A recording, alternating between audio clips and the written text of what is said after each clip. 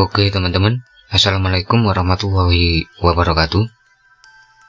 Selamat datang kembali di Java Story ID. Semoga kita semua selalu diberi kesehatan dan dilimpahkan rezekinya oleh penguasa alam. Di cerita kali ini saya akan membawakan kisah dari Mas Ari yang beberapa tahun yang lalu beliau melakukan pendakian ke Gunung Arjuna via Lawang bersama beberapa temannya. Yang anehnya, pada saat beliau sudah pulang dari pendakiannya, Mas Ari seperti menjadi orang yang berbeda dari sebelumnya. Beliau tiba-tiba jadi sering nangis-nangis sendiri, kadang tertawa-tertawa sendiri. Beliau juga seperti sama sekali tidak mengenali keluarganya. Tapi anehnya, berulang kali beliau ini dibawa periksa oleh keluarganya, entah ke dokter, ke psikiater, ke psikolog. Semua menyatakan Mas Ari ini normal, nggak ada sakit apa-apa atau nggak ada gangguan apa-apa. Tapi begitu beliau pulang dan sampai kembali di rumah, Mas Ari balik lagi seperti sebelumnya. Nggak berhenti sampai di situ. Ibu Mas Ari ini bilang kalau setelah sekitar 3 hari beliau pulang dari Arjuna dan berubah sikap, secara tiba-tiba juga datang seorang perempuan bersama ayahnya. Perempuan ini datang ke rumah Mas Ari, minta dinikahi oleh Mas Ari secara tiba-tiba. Dan mirisnya, singkat cerita, setelah mereka setuju untuk menikahkan Mas Ari dengan perempuan itu, meski keadaan Mas Ari kayak gitu, tepat setelah 3 hari beliau menikah, istri dari Mas Ari ini secara tiba-tiba meninggal tanpa sebab yang jelas.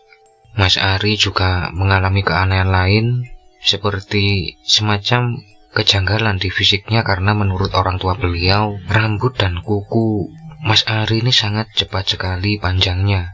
Dan masih banyak lagi keanehan dari Mas Ari semenjak beliau pulang dari pendakiannya.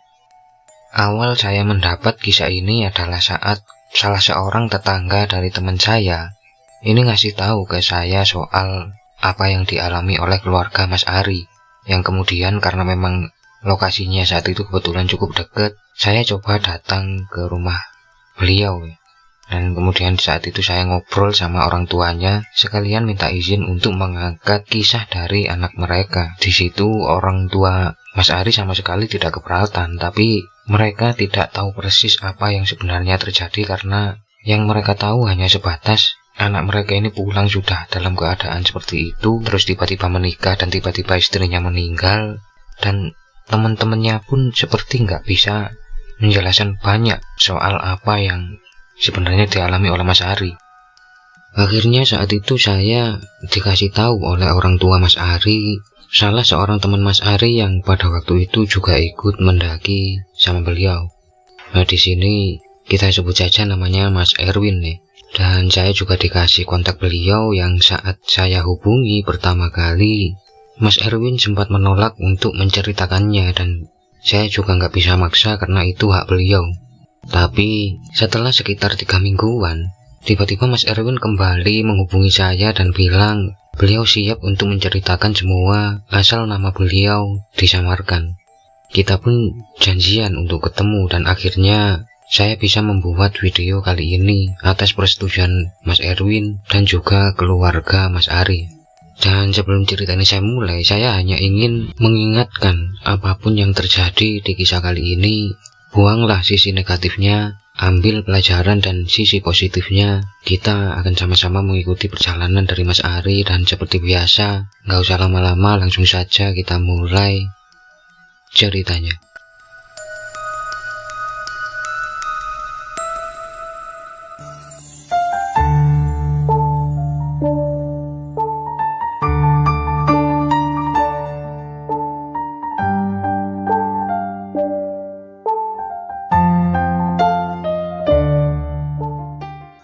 Maret 2017 adalah hari yang ditunggu-tunggu oleh Erwin dan teman-temannya, termasuk Ari yang merupakan sahabat karibnya sejak kecil. Karena Erwin, Ari, dan 8 orang teman mereka yang lain pada hari itu akan kembali melakukan pendakian ke Arjuna, gunung yang sudah sangat lama ingin mereka taklukkan setelah sebelumnya berulang kali mereka gagal mencapai puncak. Erwin sebagai ketua rombongan saat itu memilih jalur via Lawang karena hanya itu satu-satunya jalur yang belum pernah mereka lewati. Saat itu sekitar jam setengah 2 dini hari, mereka pun berangkat setelah sebelumnya mereka berkumpul di rumah Ari dan tiba di basecamp Wonosari sekitar jam setengah 4 pagi. Melihat basecamp yang masih sepi, mereka memutuskan untuk sarapan dulu sambil buat kopi. Dan sampai detik itu, semua masih berjalan normal, tanpa ada kendala apapun, selain Ari yang sejak di tengah perjalanan tadi, hanya diam seperti sedang memikirkan sesuatu. Memang, tadi mereka sempat mengalami kejadian di tengah-tengah perjalanan, saat Ari yang sedang tidur, secara tiba-tiba teriak-teriak dan membuat panik mereka semua. Tapi setelah ditanya kenapa, Ari mengaku hanya mimpi buruk.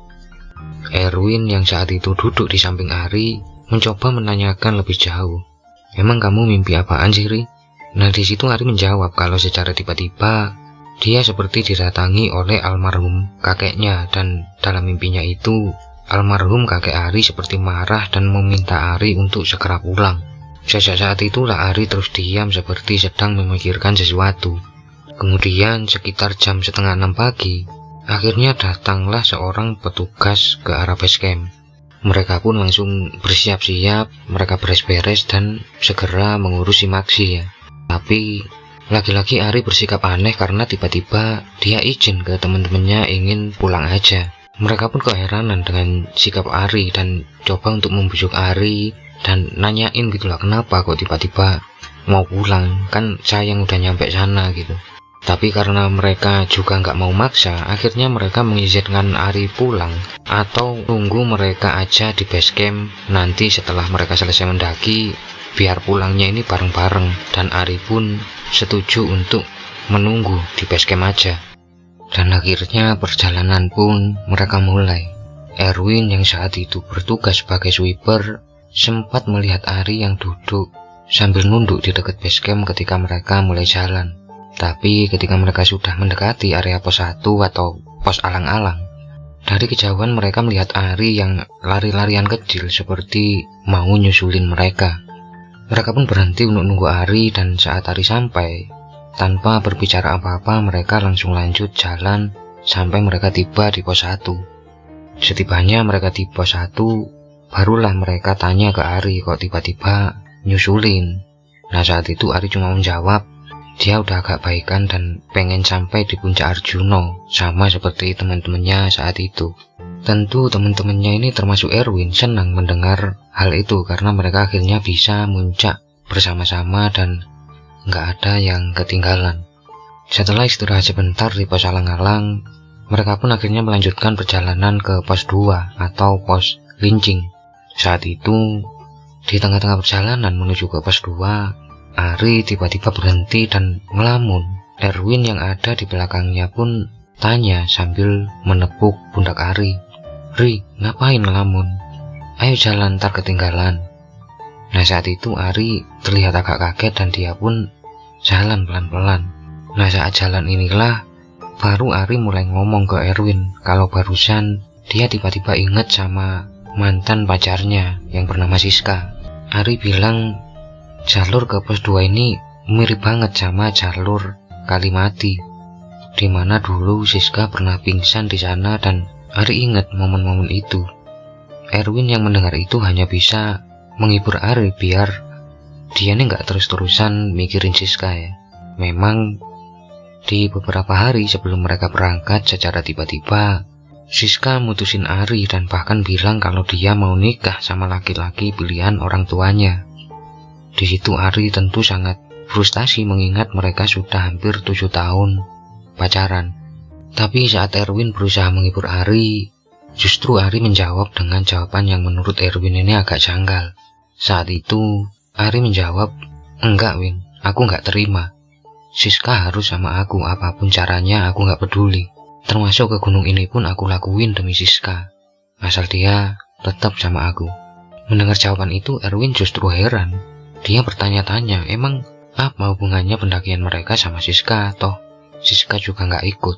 Tapi melihat keadaan Ari yang kayak gitu, Erwin mutusin buat diem aja nunggu Ari udah agak tenangan dikit gitu. Dan disinilah keanehan demi keanehan mulai terjadi. Karena secara tiba-tiba di tengah perjalanan datang hujan dan angin yang sangat besar yang membuat mereka ini kebingungan saat itu. Erwin akhirnya minta teman-temannya untuk lanjut aja karena emang pos 2 ini udah sangat dekat.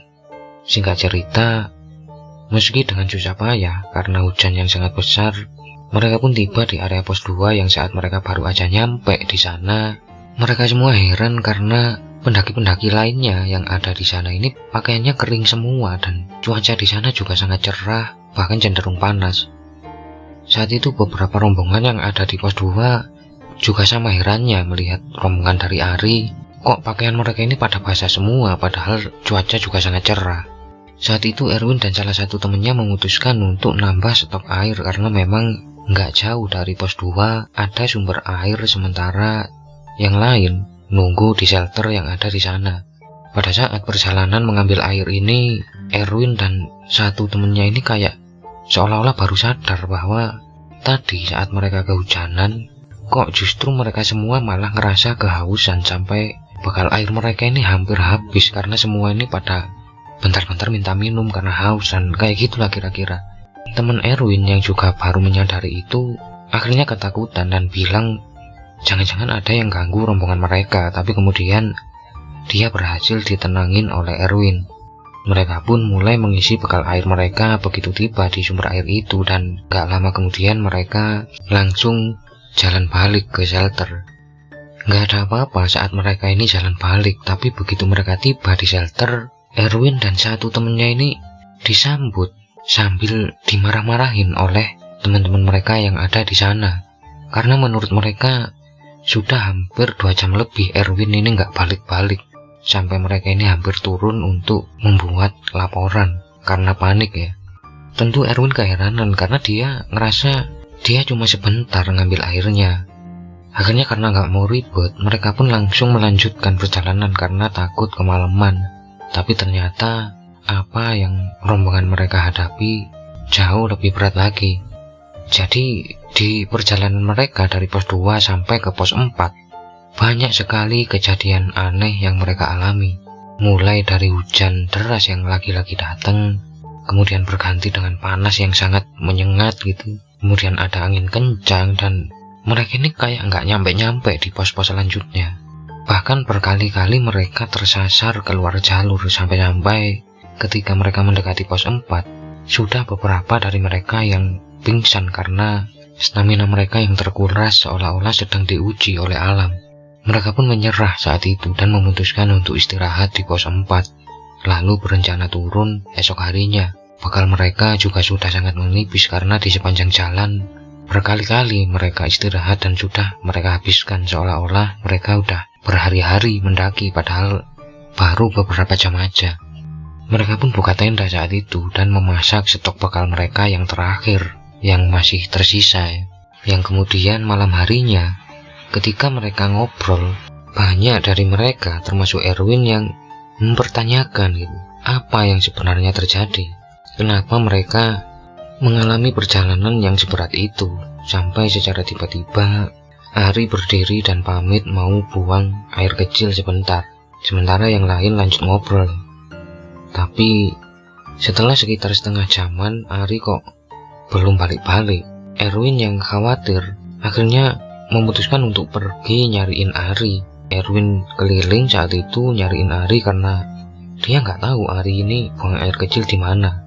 Yang kemudian setelah agak lama muter-muter, akhirnya Erwin berhasil nemuin Ari yang terlihat seperti sedang bersila di bawah pohon sambil kayak bergumam pelan gitu, tapi Erwin ini nggak tahu apa yang diucapkan oleh Ari.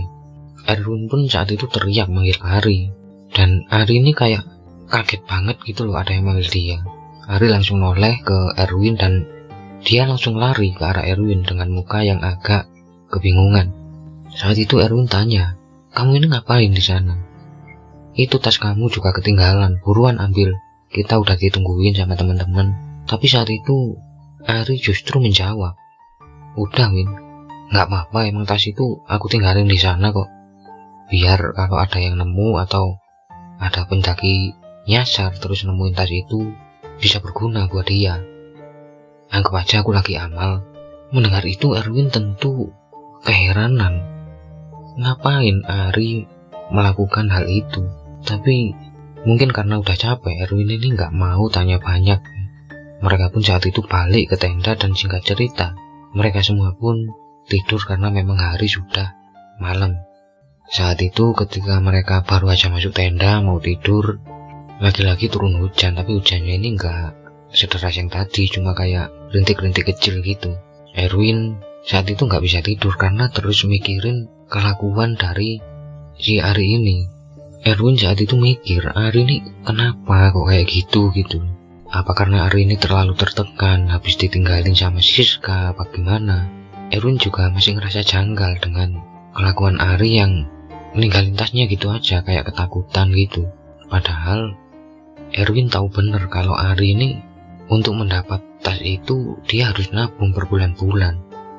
Tapi kok dia tinggalin gitu aja. Akhirnya karena terus mikirin hal itu, Erwin ini diam-diam keluar tenda. Setelah memastikan semua temannya tidur, dia jalan ke arah Ari tadi ninggalin tasnya, kemudian diambil oleh Erwin tas itu.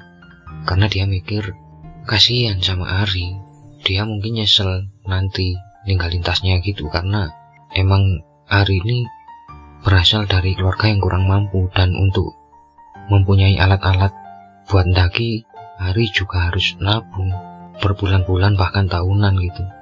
Setelah mendapat tas Ari, Erwin langsung masukin tas itu ke dalam carrier-nya, karena memang tas yang ditinggalin Ari ini bukan tas yang besar, tapi tas yang kecil yang biasanya cuma dipakai untuk muncak aja.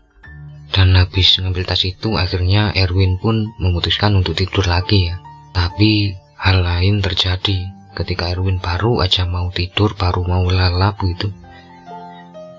Secara tiba-tiba ini Ari terbangun sambil teriak, dan itu mengagetkan teman-teman yang lain sampai semuanya ini juga ikut bangun. Ari kemudian secara tiba-tiba merobek sleeping bag yang dia pakai dan dia lari keluar. Dan saat disusul oleh teman-temannya mau dikejar, ternyata Ari ini cuma lari keluar tenda. Kemudian dia ini kayak nari-nari gitu sambil nembang dalam bahasa Jawa yang mereka semua nggak tahu itu artinya apa, karena bahasa Jawanya ini beda dengan bahasa Jawa yang dipakai sehari-hari.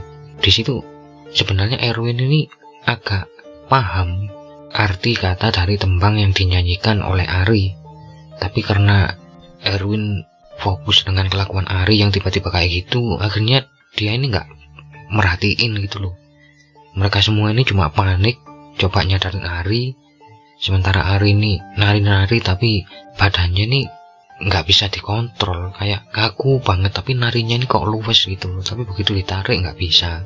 Dan kejadian itu cukup lama menurut Erwin, lebih dari setengah jam Ari ini nggak berhenti nembang sambil nari-nari kayak gitu. Akhirnya karena udah panik, udah nggak tahu mau ngapain, Ari juga nggak bisa berhenti.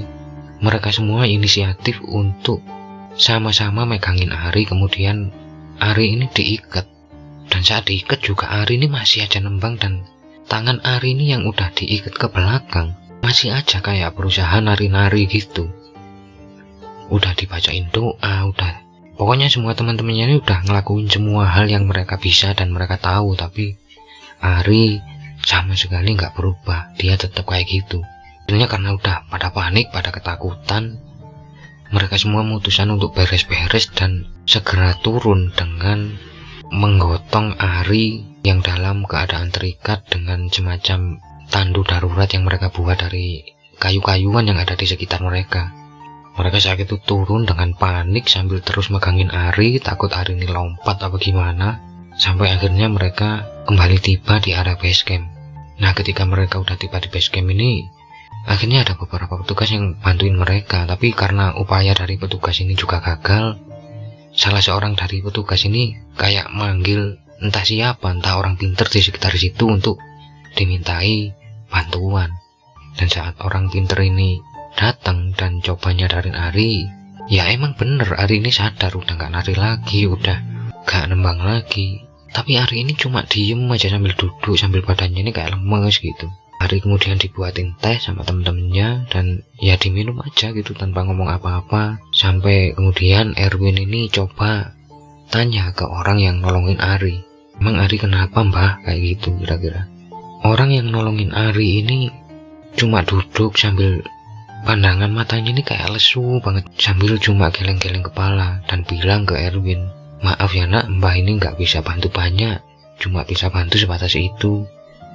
Sekarang mending kalian cepet-cepet pulang dan nanti kalau udah nyampe rumah bilang ke orang tua anak ini untuk coba membawa anak ini ke orang pintar yang lain. Siapa tahu bisa nolong dia, kayak gitu kira-kira. Nah Erwin ini nggak ngerti maksud dari mbah ini ngomong kayak gitu apa, tapi akhirnya Erwin menuruti apa kata dari orang ini. Mereka pun pulang dan seperti yang sudah saya ceritakan di awal, Ari sudah seperti bukan Ari yang sebelumnya. Nah saat itu ketika Erwin dan teman-temannya yang lain ditanyai oleh keluarga Ari kenapa Ari kayak gitu, mereka ini benar-benar nggak bisa jelasin banyak hal. Mereka cuma cerita apa yang mereka alami dan itu kayak nggak menjawab apa yang dialami oleh Ari. Singkat cerita, setelah mereka pulang, Erwin saat itu ketika tiba di rumahnya entah kenapa ngerasa capek banget sampai kayak nggak bisa ditahan. Akhirnya Erwin langsung tidur dan esok harinya juga Erwin ngelakuin aktivitasnya seperti biasa sampai setelah sekitar 3 hari Erwin habis turun itu, Erwin secara tiba-tiba ditelepon oleh ayah dari Ari dan minta Erwin untuk datang ke sana. Erwin pun nggak mikir panjang, dia langsung siap-siap dan datang ke rumah Ari. Dan saat itu Erwin kaget ketika ayahnya Ari ini bilang kalau Ari baru aja didatengin sama Siska dan bapaknya. Dan Siska ini nangis-nangis minta dinikahin oleh Ari, bahkan sampai mengancam bunuh diri ya. Ayah dari Ari ini berusaha menjelaskan keadaan Ari yang masih kayak gitu ke ayah dari Siska dan Siska, tapi mereka nggak mau tahu. Mereka tetap mau dinikahin sama Ari. Dan saat itu Erwin diminta bantuan untuk ngurus-ngurus berkasnya Ari karena emang Ari nggak bisa ngurus sendiri mengingat keadaannya yang masih kayak gitu. Erwin pun akhirnya nggak bisa nolak ya, dia kemudian bantu-bantu ngurus berkas dan lain-lain sampai akhirnya sekitar 1 minggu setelah kejadian itu akhirnya Ari menikah dengan Siska. Nah saat itu Erwin yang lagi bantu-bantu di acara nikahannya Ari secara tiba-tiba didatangi oleh salah satu keluarga dari Siska. Nah saat itu dia bilang ke Erwin, Mas Win, Mbak Siska ini kok aneh ya, kemarin katanya mau sama pilihan bapak ibunya tapi kok tiba-tiba nangis-nangis histeris gitu minta dinikahin sama Ari. Sampai-sampai keluarga aku ini banyak yang curiga kalau Siska ini jadi pelet sama Ari. Tapi kata ayahnya Siska waktu datang ke rumah Ari, keadaannya Ari kok kayak gitu, jadi kayaknya nggak mungkin dia melet-melet gitu. Dan ketika lagi ngomong sama saudara dari Siska ini, entah apa yang terjadi, Erwin ini tiba-tiba inget sama tasnya Ari yang kemarin dia ambil setelah ditinggalin oleh Ari dan lupa dia balikin. Entah kenapa juga saat itu Erwin ini kayak pengen banget mengambil tas itu dan langsung dikembalikan, padahal saat itu posisi dia ini lagi bantu-bantu acara nikahnya Ari. Akhirnya Erwin saat itu izin ke salah satu saudara dari Ari untuk pulang sebentar ngambil sesuatu, dan ketika Erwin melewati tempat Ari dan Siska duduk sebagai pengantin atau melewati tempat dekornya ini, Erwin melihat Ari ini kayak orang yang aneh banget gitu, tatapannya kosong. Dia kayak pikirannya lagi di mana gitu. Bahkan Ari ini nggak melihat Siska sama sekali. Sementara Siska juga sama keadaannya kayak gitu. Jadi kayak seolah-olah mereka ini nikahnya ini terpaksa, padahal mereka sendiri yang mau. Tapi Erwin nggak terlalu mikirin itu. Dia langsung pulang dan dia ketika tiba di rumah, dia buka carrier-nya, dia ngambil tas dari Ari ini, dan seketika itu Erwin ini mencium bau busuk yang sangat kuat dari tas itu. Sampai Erwin ini muntah-muntah gitu. Akhirnya karena penasaran banget dan juga takut kalau tasnya Ari ini dimasukin tikus apa gimana, kemudian meninggal di dalam tasnya itu. Akhirnya Erwin buka tas itu, dan saat itu Erwin kaget karena Erwin ini menemukan semacam bungkusan kain putih yang ketika dia buka, di dalam bungkusan itu ada semacam secari kertas, ada satu botol minyak wangi, dan ada daging yang sudah mulai busuk atau udah busuk banget.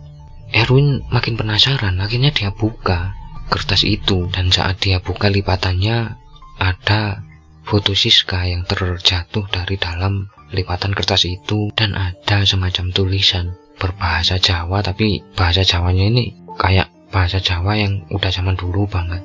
Dan ketika Erwin baca, tulisan itu sama dengan tembang yang dinyanyikan oleh Ari ketika dia berada di pos 4 kemarin.